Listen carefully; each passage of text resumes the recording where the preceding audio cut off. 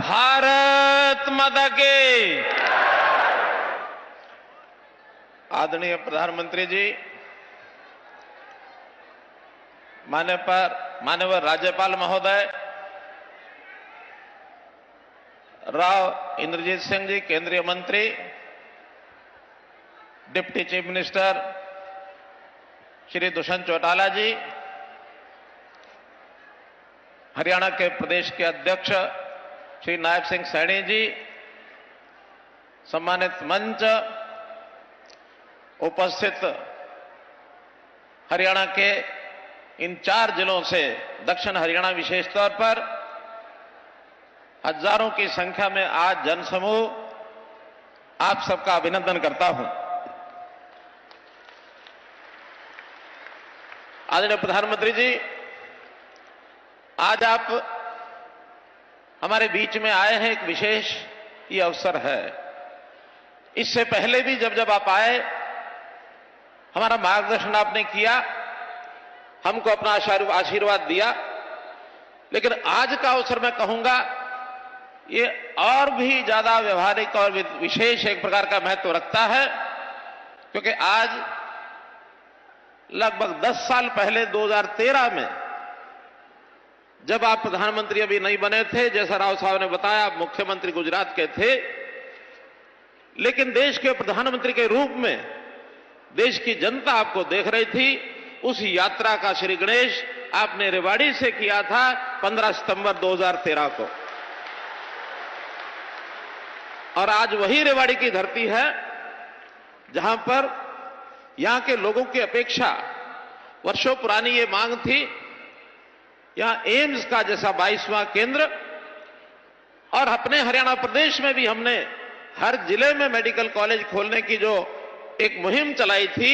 उसमें भी इस एम्स का रेवाड़ी जिले के लिए बहुत बड़ा एक महत्व है, बहुत बड़ा एक योगदान है। इस एम्स से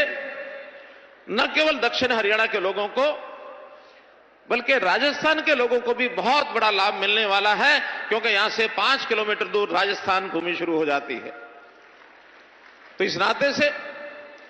इस एम की बनाने के भूमिका में, जैसा माजरा गांव, यहां के लोगों ने हमको अपनी पंचायती जमीन भी दी है, और यहां के प्राइवेट लोगों की जमीन को हमने खरीद करके और इसके लिए जमीन उपलब्ध कराई है। इसके लिए मैं माजरा गांव का भी बहुत बहुत आभार प्रकट करता हूं। आज के उद्घाटन और शिलान्यास में अन्य भी कई कार्यक्रम हैं, जिसमें मुख्य रूप से गुरुग्राम का मेट्रो स्टेशन जो प्रोजेक्ट है, लगभग 5,500 करोड़ रुपए का ये मेट्रो का प्रोजेक्ट, इसका भी आप शिलान्यास करेंगे, और ये भी बहुत जल्दी पूरा होकर के न केवल स्थानीय गुरुग्राम के लिए बल्कि प्रदेश देश के लोगों के साथ साथ बहुत बड़ी विदेशी कंपनियों के लोग भी यहां अपना निवेश करने के लिए आए हैं, व्यापार उद्योग करते हैं, उनको भी इसका लाभ होगा। मिलेनियम सिटी गुरुग्राम,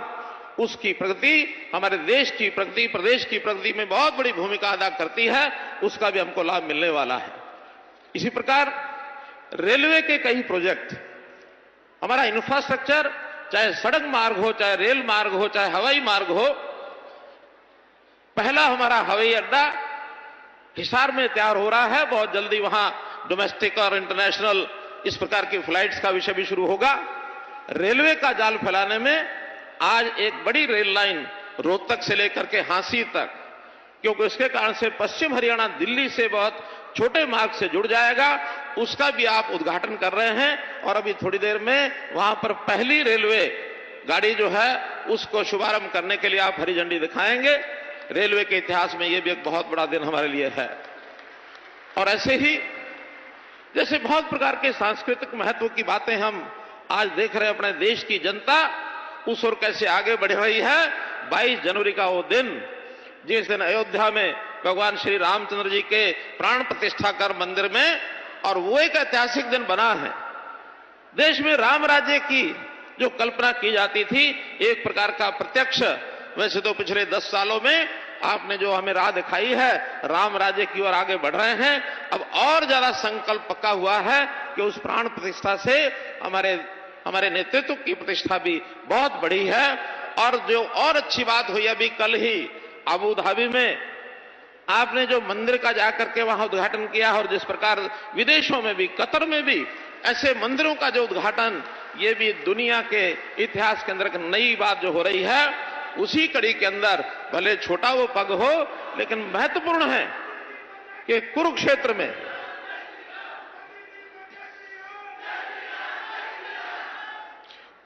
में भगवान कृष्ण की धरती, महाभारत के काल को हम याद रखते हैं, उनके इतिहास में पढ़ते हैं, लेकिन उसका प्रत्यक्ष कोई ऐसा केंद्र जिसका अनुभव आज किया जा सकता है, तो लगभग 250 करोड़ से लेकर यानी इससे भी ज्यादा राशि का एक अनुभव केंद्र वो बनाया गया है। उसका भी आज उद्घाटन आप करेंगे तो हमारी सांस्कृतिक धरोहर देश की है, वो निश्चित रूप से इसमें 4 चांद लगेंगे। तो मैं तो यही कहूंगा कि देश की इस प्रगति में हरियाणा का अपना योगदान है। आप हमारा मार्गदर्शन करते हैं, आशीर्वाद देते हैं, और जब कभी हम कोई अच्छे काम करते हैं, मुझे बड़ी प्रसन्नता है कि उनका उल्लेख करके आप हमारी पीठ थपथपाते हैं। और इस कारण से हरियाणा भी आपके बताए मार्गदर्शन में दिन दुगनी रात चौगनी करने, आगे बढ़त लगाने में, उसकी प्रगति करने में लगा है। और विश्वास दिलाता हूं, जो आपकी हरियाणा से अपेक्षाएं हैं उसको हम पूरा करेंगे। अपना देश दुनिया में एक विशेष स्थान प्राप्त करे, 5वीं शक्ति से हम तीसरी शक्ति, आर्थिक शक्ति दुनिया में बन जाए। दुनिया के अंदर भारतवर्ष को विश्व गुरु कैसे कहलाया जाए, इसमें जो भूमिका है, मैं विश्वास दिलाता हूं कि आप हरियाणा से जो अपेक्षा करते हैं उसको पूरा करेंगे। आज इस अवसर पर मैं हरियाणा की 2,80,00,000 जनता की ओर से आपका अभिनंदन करता हूं, स्वागत करता हूं, आपका आभार और धन्यवाद प्रकट करता हूं कि आज इस अवसर पर हमारा मार्गदर्शन करने के लिए आए हैं। बहुत बहुत धन्यवाद, बहुत बहुत आभार।